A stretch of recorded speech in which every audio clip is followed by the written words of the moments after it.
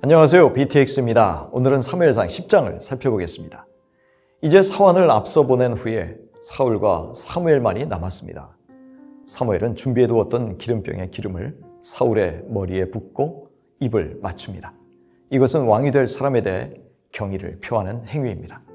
이어서 사무엘은 하나님의 종으로서 하나님의 지시를 따라서 사울을 이스라엘의 지도자로 삼았다고 말합니다.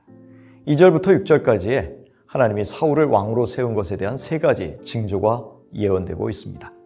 첫 번째 징조는 베냐민 지파의 조상인 베냐민을 낳은 라헬의 묘에서 잃어버린 암나기들을 찾았다고 알려주는 두 사람을 만나는 것입니다.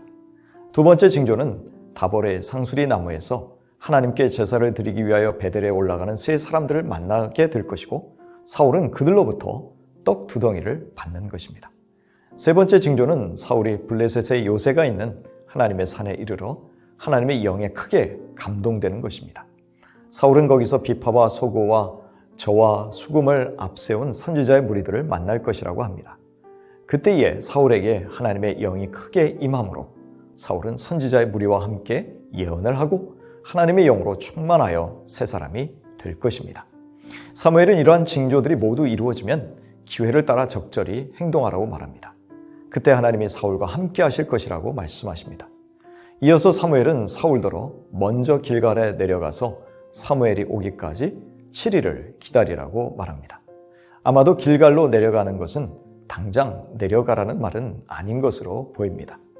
사울이 사무엘에게서 떠나가려고 할 때 하나님은 사울에게 새 마음을 주셨고, 그날 세 가지 징조가 다 이루어집니다.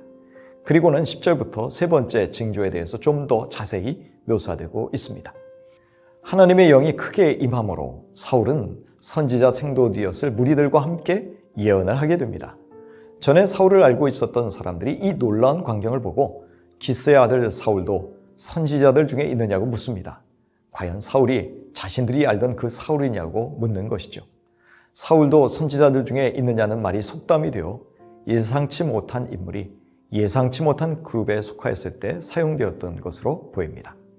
여기서 그들, 즉 선지자 생도들의 아버지가 누구냐를 묻는 것은 곧 그들의 지도자가 누구냐고 물은 것이라고 볼 수 있습니다. 사울은 예언을 마치고 산당에 다녀온 이후 숙부를 만납니다. 사울은 선견자인 사무엘이 자신에게 암나기들을 찾았다는 것을 알려주었지만 그가 왕으로 기름 부음을 받고 지도자로 세움을 받았다는 말은 아낍니다.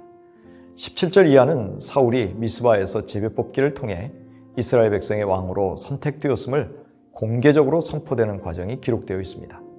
사무엘은 제비뽑기에 앞서서 이방 나라들과 같이 왕을 요구한 이스라엘은 애굽을 포함한 이방 나라들로부터 그들을 친히 구원하신 하나님을 버린 것이라고 팩폭을 날리십니다.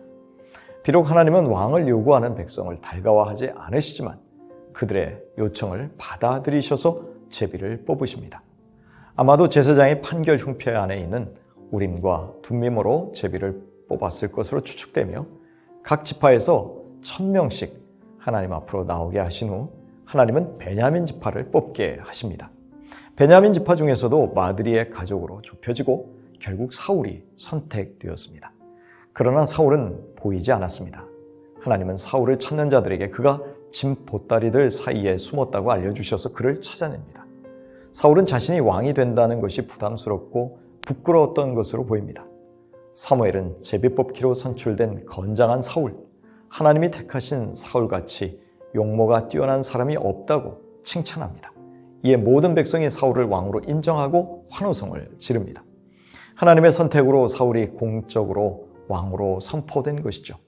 이제 사무엘은 신명기 17장에 기록된 왕에 대한 규례를 백성에게 선포하였을 것입니다. 이때 용사들 중 하나님께 감동되어 사울을 돕겠다면서 사울이 사는 기브아로 간 사람들이 있었습니다. 그곳은 과거 불량배가 우글거렸었지만 이제 그곳에서 하나님의 영으로 감동된 왕과 용사들이 새 시대를 열게 된 것입니다.